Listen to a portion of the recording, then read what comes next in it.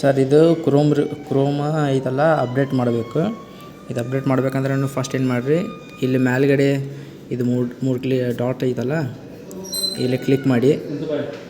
Click ಮಾಡಿದ ಮೇಲೆ ಇಲ್ಲಿ ಕೆಳಗಡೆ ಸೆಟ್ಟಿಂಗ್ ಅಂತ ಇರ್ತೈತಿ. ನೀವು ಕೆಳಗೆ ಸ್ಕ್ರೋಲ್ ಮಾಡ್ಬೇಕು, ಈ ಸೆಟ್ಟಿಂಗ್ ಅಂತ ಕ್ಲಿಕ್ ಮಾಡಬೇಕು. ಸೆಟ್ಟಿಂಗಲ್ಲಿ ಕ್ಲಿಕ್ ಮಾಡಿದ ಮೇಲೆ ಇಲ್ಲಿ ಲೆಫ್ಟ್ ಸೈಡ ಇಲ್ಲಿ ಕೆಳಗಡೆ ಕ್ರೋಮ್ ಅಬೌಟ್ ಕ್ರೋಮ್ ಅಂತ ಇರ್ತೈತಿ. ಇದನ್ನು ಕ್ಲಿಕ್ ಮಾಡಬೇಕು. ಕ್ಲಿಕ್ ಮಾಡಿದಾಗ ಈ ಥರ ಅಪ್ಡೇಟ್ ಆಕೈತಿ. ಇದು ಅಪ್ಡೇಟಿಂಗ್ 50%, 30% ಹಿಂಗೆ ಆಕೈತಲ್ಲ. ಇದು 100% ಆಗೋ ಮಟ್ಟ ನೀವು ವೇಟ್ ಮಾಡಿ. ನೀವು ಒನ್ ಟೈಮ್ ಲ್ಯಾಪ್ಟಾಪ್ ಇದು ರೀಲಾಂಚ್ ಅಂತ ಕೇಳ್ತೈತಿ. ನೀವು ನೋಡಿರಿ, ಈಗ ರೀಲಾಂಚ್ ಅಂತ ಕೇಳ್ತೈತಿ. ಆ ರೀಲಾಂಚ್ ಅಂತ ಕೇಳಿದಾಗ ಒನ್ ಟೈಮ್ ರೀಲಾಂಚ್ ಕೇಳಿರಿ. ಕ್ರೋಮ್ ಇನ್ನೊಂದು ಟೈಮ್ ರೀಸ್ಟಾರ್ಟ್ ಆಕೈತಿ.